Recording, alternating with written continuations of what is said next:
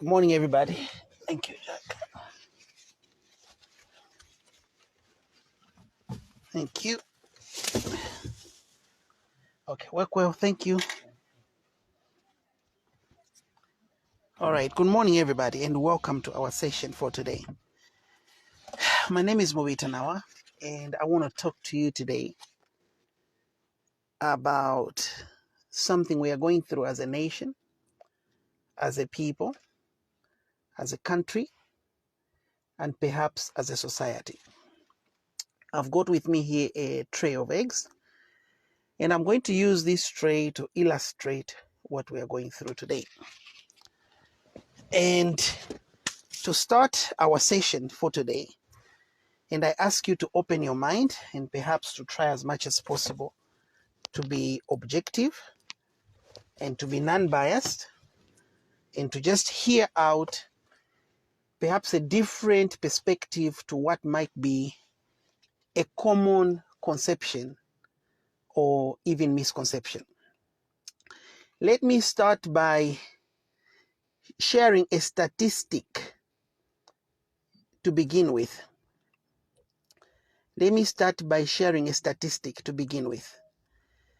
This is a economic growth comparison between two countries. Chile is a country in South America. Zambia is a country in Southern Africa. Chile is number one, number two largest copper producer in the world. Zambia is number one, number two largest copper producer in Africa. So I want to share with you two comparisons to understand where we're at and perhaps to understand where we are going or where we need to be going. May I give you a disclaimer that I speak to you today in part in my capacity as a green NRC carrying citizen. That is number one. Of course, I cannot ignore my political position within the office of the president in the UPND. But I speak to you conscientiously and fundamentally from the precept and precinct of my nationality and my citizenship. The arguments that I'm going to provide you today, this morning, are therefore based on the four colors of our flag. The black, the symbolic nature of my skin. The red, the blood that was shed when the freedom fighters rescued this nation from the jaws of colonial masters. The orange, the mineral wealth of our country. And then the green, the agriculture and the vegetation and the climate change that we are facing. So here is a comparison. Zambia sits on 752,000 kilometers squared, 752,614. Chile sits on 755,839. So technically, if Chile was a one-bedroomed house, Zambia is also a one-bedroomed house, but Chile might have a small pantry. But they are both one-bedroom houses. Number two, the population of Zambia in 2016 was 16.4 million. The population of Chile was 17.6 million. Okay. The GDP, gross domestic product, that is the national basket of, imagine all the salaries of Chile and all the salaries of Zambia combined. Now comparing those, Zambia was at $27 billion in 2011. Chile was at $258 billion. Copper production in 1970, tonnage. Listen to this, 1970 tonnage. Zambia was doing 684,000 metric tons. Chile was doing 686 metric tons. So you can look at Zambia and Chile as two Siamese twins, one who went to a private school and the other one didn't even go to Olofea. Copper production in 2012, tons. This is from 1970 to 2012. Zambia was at 675,000 metric tons. Chile went to 5,370,000 metric tons. Again, in 1970, the copper production was just about the same, except for 2,000 metric tons difference, plus or minus. But in 1970, those of you that are mathematicians, you can do, that's 40 years later, 42 years later, Zambia's copper production went down by about 10%. 2012. Chile's copper production rose by about 1,000%. Okay? Poverty, percentage of population below the poverty datum line, Zambia had 61% of its economy in living below poverty, Chile 15%. Extreme poverty, 42% of Zambians in extreme poverty, Chile 2.8%. Life expectancy at birth, Zambia 49 years, Chilean 79 years. Infant mortality per 1,000 live births, 53 young Zambian babies would die at birth out of 1,000. 8 babies of Chilean origin would die at birth or expected to die. Child malnutrition percentage of children under 5, 15, Chile 1.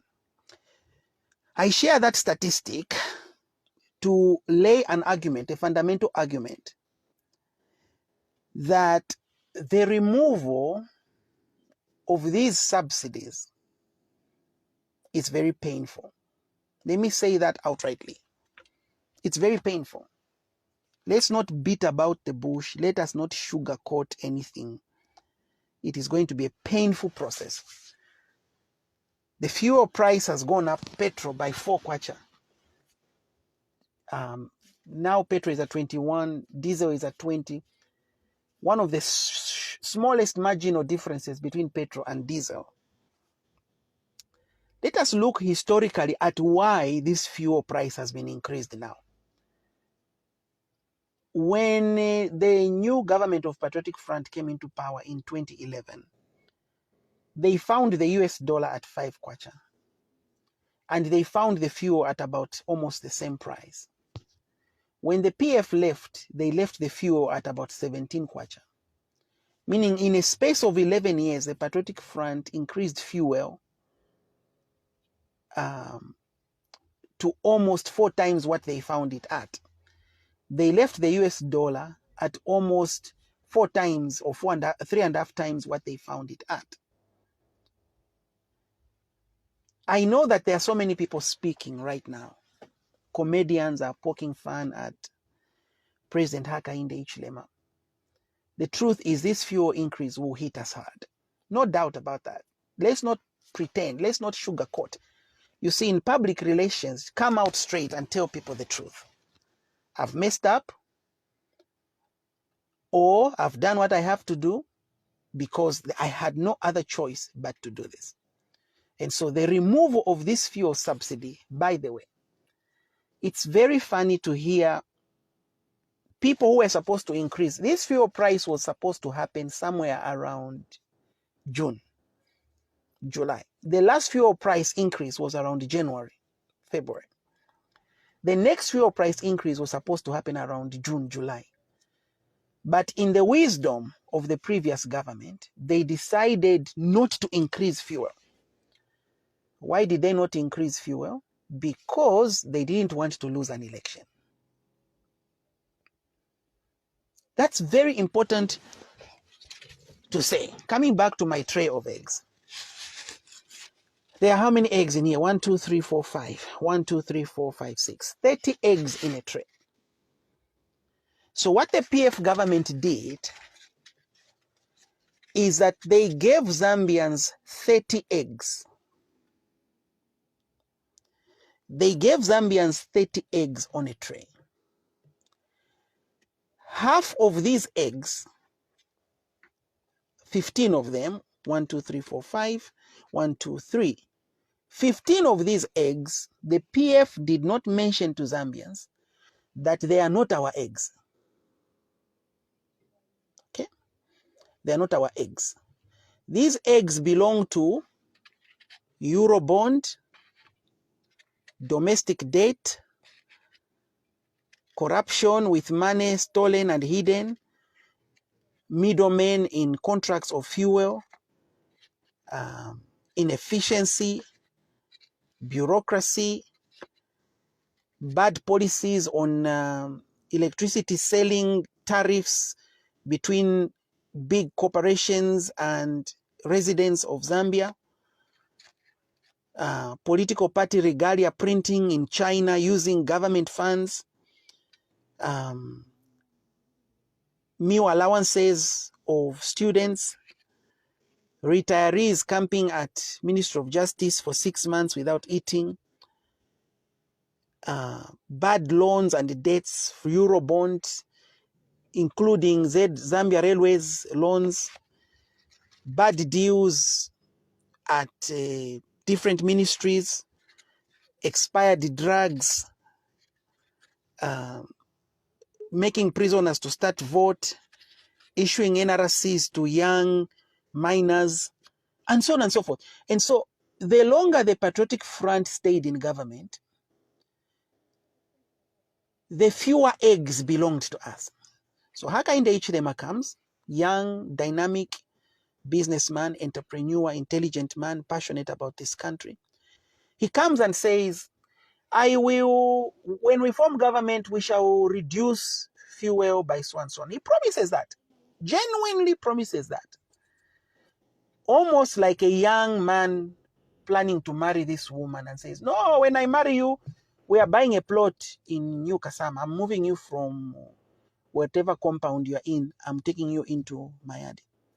He promises, genuinely and sincerely promises, based on where he's sitting. He's seeing the eggs of Zambia and he says, this is how I'm going to divide the eggs of Zambia. He comes into power August 12th, thinking he has a full tray of eggs.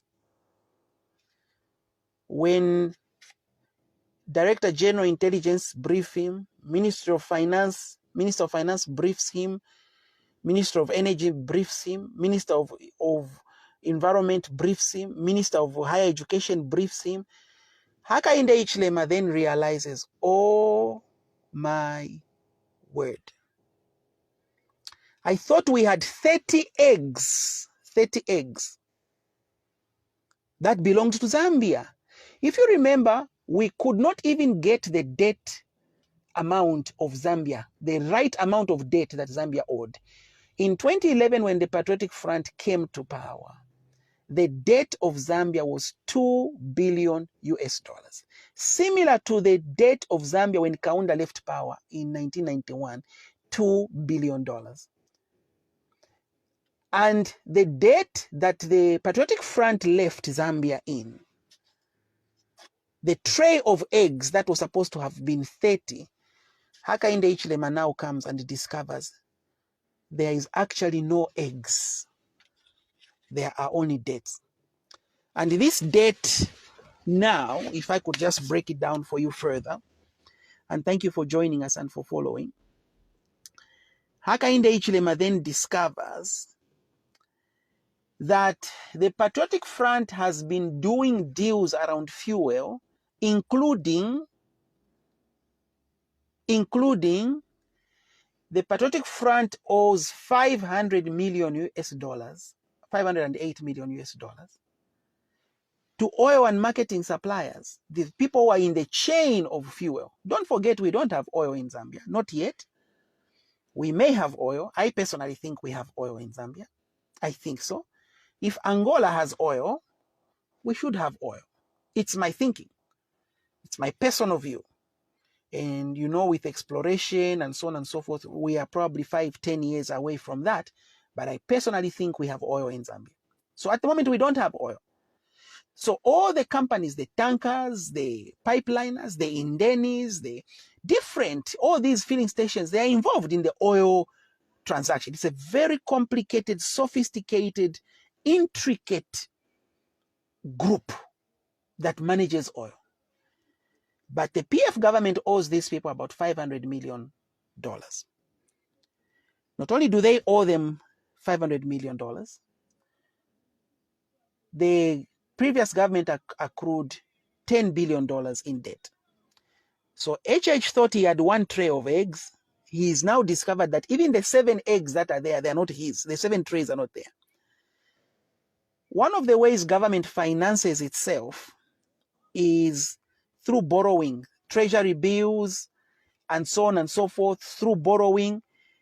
And that debt alone is 189.7 billion kwacha. Arrears, this is treasury bills that matured, different things that were supposed to be paid to different people. You know, all these insurance companies, they invest. All your pension funds, they invest in government. Those arrears are at 46 billion kwacha. 14.2 billion in 2018. We can go on and give you statistics. By the way, one of the problems that the government is facing right now, and this is not a secret, is that the money that Zambia collects from ZRA, from pay as you earn, from domestic taxes, import taxes, all taxes combined, local taxes, is currently not enough to pay salaries for civil servants. And this is before we talk about putting fuel in ambulances, meal allowances, free education. And don't forget, this government has promised free education. All that has to be paid for. So fuel subsidy will affect us. Let me tell you how it will affect me personally and how it is going to affect me personally. Let me tell you right now, so that you know that my analysis is not from a biased point. One of my businesses is a driving school. In 2021, our prices have been the same for the past 4 years, against all odds. We decided to increase prices for 2022, starting December 1st, by about 20% in some cases, and 15 to 16% in the lower cases.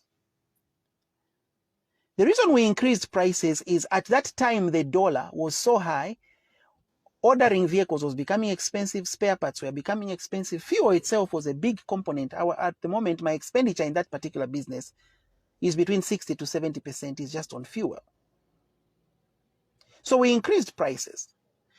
Yesterday, Energy Regulation Board increases fuel prices. This therefore means the increment that I put on my fuel, on my pricing to clients has now been zeroized by that 10 to 20% increment on fuel prices yesterday. But here is the benefit that will come as a result of this removal of subsidy. This removal of subsidy will reduce the strain on US dollars. So the projected US dollar kwacha exchange rate is likely to go down further from 16.7 currently. Most economics are suggesting in the 14.5% areas. Why? Because the $68 million government is currently paying per month, or was paying per month, $68 million per month on fuel subsidies, that will increase the value of the kwacha and reduce demand on the US dollar. Don't forget that our debt servicing per month is about $42 million. And don't forget that the Patriotic Front defaulted on our foreign debt obligations a few months ago. And therefore, it becomes ironic to hear people like Bowman Lusambo tweet, laugh, poke fun at President Hakainde that President Hakainde is increasing fuel price as a result, in Bowman Lusambo's words, or I can't even repeat those words because I feel like I'm insulting my own leader, you know. My mother taught me never to repeat an insult because you are also insulting. So in the Patriotic Front's words, they are now smarter than Hakainde Hichilema. When in fact, Hakainde Hichilema is making a tough decision for Zambia. Let's be honest. Hakainde Hichilema campaigned based on what he believed was the truth for this country, based on information that he believed was true and genuine. President Hakainde Hichilema is now the president of this country, and trust me, that man knows more than you and I combined. Trust me. By virtue of his position as president, he has access to all the data that he needs in the world. So he knows more than you and I. And we know little enough that the Patriotic Front lied to us about how many eggs were ours. So by removing subsidies, Hakainde Hichilema, Wostumbeko Msokotwani, and all these amazing leaders who are tasked with very tough decisions, they are literally saying, let us not pretend we have 30 eggs. Let us accept that our eggs are 4. You understand? Our eggs are 4. 4 eggs. Let us sell fuel at the right price so that that $68 million per month, which was going to fuel subsidies, can go to other things. Let me ask you this question. Would you like your mother to pay rent for you? Would you like your mother to pay rent for you? Every month? Not once, every once. We all want a blessing every now and then. I want somebody to pay for me every now and then. But would you like your mother and father to pay rent for you every month? And if you are a man, would your woman feel good knowing that balakulipirira fye rent iwe? Bakulifera fera rent we na uti wa fera.